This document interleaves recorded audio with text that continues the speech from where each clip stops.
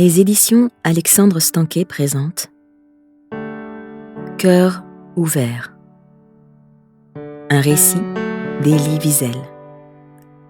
Lu par Gila Clara Kessous. Pour Marion et notre fils, Elisha. Leur tendresse, leur amour, ont réussi à me faire surmonter la plus grande des douleurs et la plus sombre des angoisses. Élie Wiesel.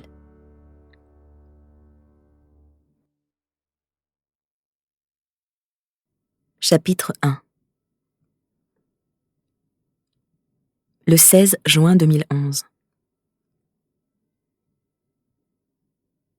C'est le cœur, dit le docteur Charles Friedlandler, qui vient de me faire passer une endoscopie. Je m'étonne. Pas l'estomac? Depuis des années, le reflux acide est un de mes cauchemars. Mon généraliste, le docteur David Seinfeld, en est conscient, et lui aussi lui attribuait les maux qui depuis quelques nuits m'affligent.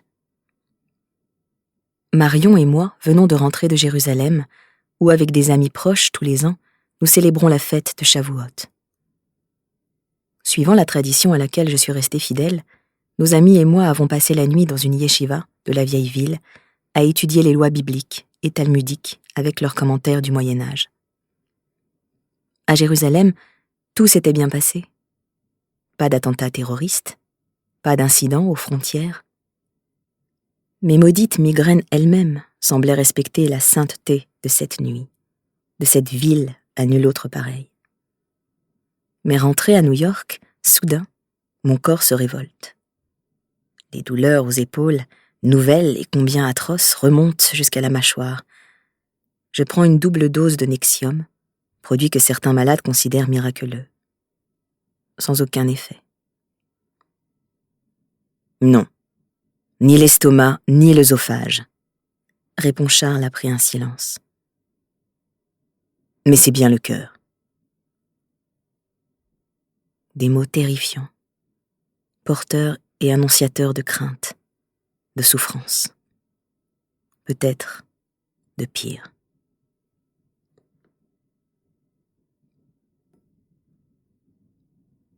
Chapitre 2. Dès qu'il reçoit le message du gastro, mon médecin traitant me joint à mon domicile. Au téléphone, on le croirait à bout de souffle. Il parle d'une voix tendue, saccadée, d'un ton plus fort que d'habitude. J'ai l'impression qu'il essaye de contenir, sinon de cacher sa nervosité, son appréhension. Assurément, il aimerait pouvoir m'annoncer un autre diagnostic. En fait, je le sens malheureux de devoir me donner cette mauvaise nouvelle qui va changer tant de choses pour moi. Je m'attendais à un autre résultat de l'endoscopie, explique-t-il. Mais maintenant, la situation exige une analyse immédiate. Oui. Je vous demande de venir tout de suite à l'hôpital Lenox Hill. J'y suis déjà. Je proteste. Pourquoi? Parce que c'est le cœur. Est-ce vraiment si urgent? Je n'ai jamais eu à me plaindre du cœur. Il ne m'a jamais fait mal. La tête, oui. L'estomac aussi. Et les jambes, parfois. Mais le cœur me laissait tranquille. Il éclate. Je suis votre cardiologue, que diable! Cette conversation ne rime à rien. Ce que je vous dis est impératif, vous m'entendez? Il est absolument urgent de vous faire passer certains examens ne pouvant se faire qu'à l'hôpital. Venez le plus vite possible et prenez l'entrée des urgences. Bête et têtu comme je le suis parfois, j'ai quand même volé 2 heures à son ultimatum pour aller au bureau. J'avais des choses à faire, des gens à voir. Entre autres, une délégation de résistants iraniens, des rendez-vous à annuler, des lettres à signer, des textes à retrouver. Bizarrement, à ce moment, je n'éprouve aucune vraie inquiétude, moi qui suis d'ordinaire plutôt anxieux, peureux, vulnérable, pessimiste. Pas d'accélération du rythme du cœur. Respiration normale, aucune douleur, nulle trace de prémonition, aucun avertissement. Après tout, n'avais-je pas passé 3 jours auparavant un check-up, un examen complet, approfondi, avec tous les tests imaginables, cardiogramme inclus, commandé par mon diagnosticien habituel, ce même médecin qui maintenant me convoque à l'hôpital?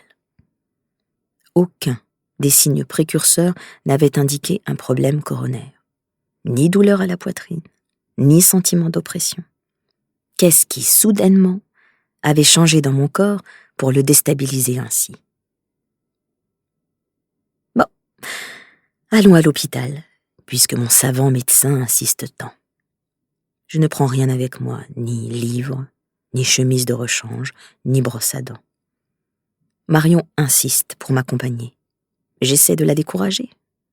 En vain. Chapitre 3. Aux urgences, tout un monde, c'est-à-dire une rangée de spécialistes, m'accueille.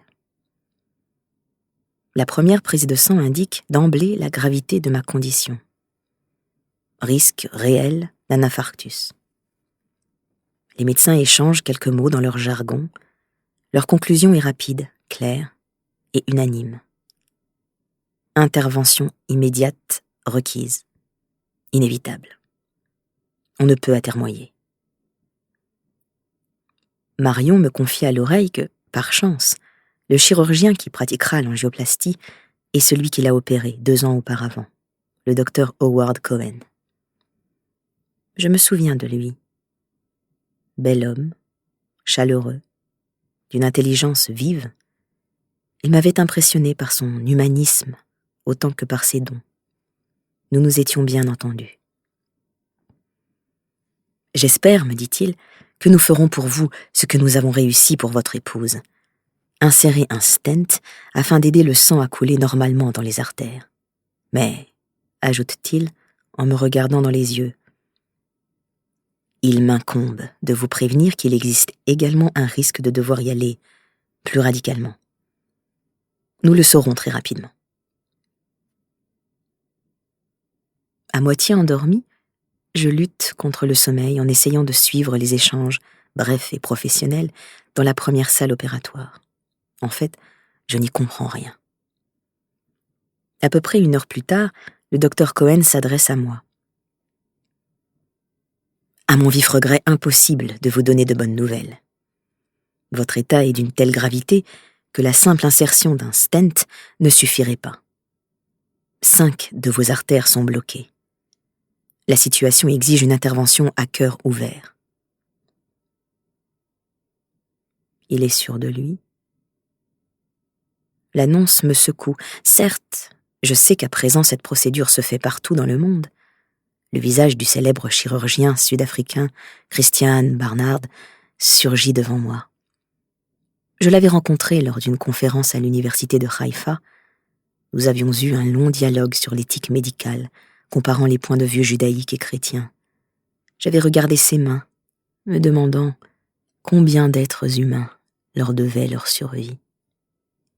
Mais maintenant, les mots « opération à cœur ouvert » sont pour moi et me remplissent d'effroi. Il se fait que mon éminent collègue, le docteur Nirav Patel, le grand expert pour ce genre d'intervention, se trouve sur place. Je lui ai parlé, il est prêt à vous opérer, ajoute Howard Cohen. Docteur, lui demandai-je, en avez-vous parlé à Marion? Non, mais je vais le faire immédiatement. Nous espérons que vous avez apprécié cet aperçu. Pour continuer à écouter ce livre audio sur Google Play Livres, utilisez le lien dans la description de la vidéo.